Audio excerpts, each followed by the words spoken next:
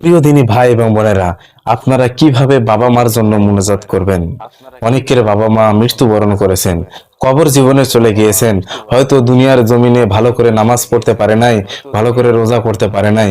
আমাদের রিজিকের ব্যবস্থা করতে গিয়ে, কামাই রোজগার করতে গিয়ে দীর্ঘ সময় পার করে ফেলেছে, কিন্তু আল্লাহর পথে সঠিকভাবে থাকতে পারে নাই, সঠিকভাবে 5 ওয়াক্ত নামাজ আদায় করতে পারে নাই।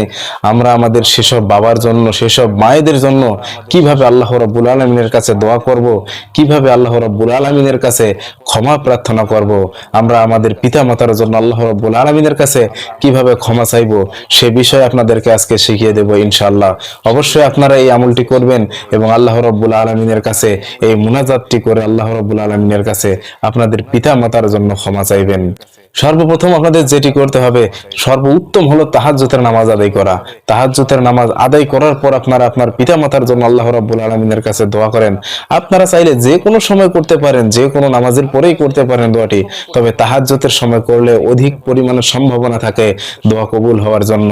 আপনারা সর্বপ্রথম মুনাজাত করে নেবেন আগে, রব্বানা আতিনা ফিদ দুনিয়া হাসানাতাও ওয়া ফিল আখিরাতি হাসানাতাও ওয়া কিনা আযাবান নার রব্বির হামহুমা কামা রব্বায়ানি সগীরা।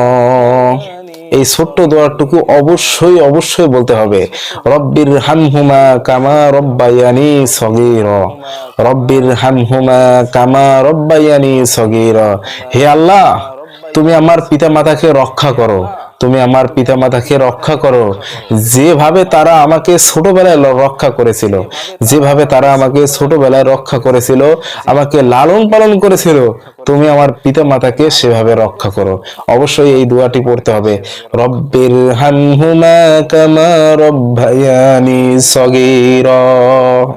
প্রিয় দিনী ভাই এবং বোনেরা, আপনারা চাইলে মুনাজাতটা আরো লম্বা করতে পারেন, রব্বানা লা তুযিগ কুলুবানা বা'দা ইয হাদাইতানা ওয়া হাব লানা মিন লাদুনকা রাহমাতান ইন্নাকা আনতাল ওয়াহ্হাব।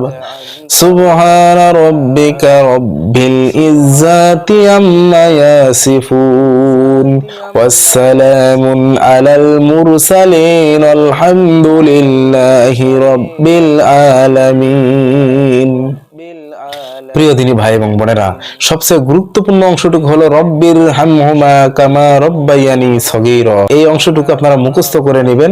প্রত্যেকবার নামাজের পরে যখন আপনারা মুনাজাত করবেন তখন এই দোয়াটুকু পড়বেন, রব্বির হামহুমা কামা রব্বায়ানি সগীরা। আপনারা চাইলে এমনিতেও পড়তে পারেন, কোনো কাজ করতেছেন, হাঁটতেছেন, চলতেছেন, ফিরতেছেন, এই দোয়াটুকু মনে মনে করতে পারেন, রব্বির হামহুমা কামা রব্বায়ানি সগীরা। আল্লাহ রাব্বুল আলামিন আপনাদের পিতা মাতাকে মাফ করে দিবেন এবং পিতা মাতার জীবনের গুনাহকে মাফ করে দিয়ে আল্লাহ রাব্বুল আলামিন জান্নাতে প্রবেশ করাবেন। আল্লাহ চাইলে সবই সম্ভব, অসম্ভব বলতে কিছু না। আল্লাহ রাব্বুল আলামিন চাইলে কোনো পাপী, কোনো গুনাহগার ব্যক্তিকে যদি তিনি ক্ষমা করে দিয়ে জান্নাতে ঢুকান, জাহান্নাম থেকে জান্নাতের ভিতরে ঢুকান, তাহলে কারো কাছে কৈফিয়ত দিতে হবে না, জবাবদিহি করতে হবে না। আল্লাহ রাব্বুল আলামিন চাইলে সবই সম্ভব। আশা করি আপনারা বেশি বেশি এই দোয়াটা পাঠ করবেন, আপনাদের পিতা মাতার জন্য দোয়া করবেন ইনশাআল্লাহ।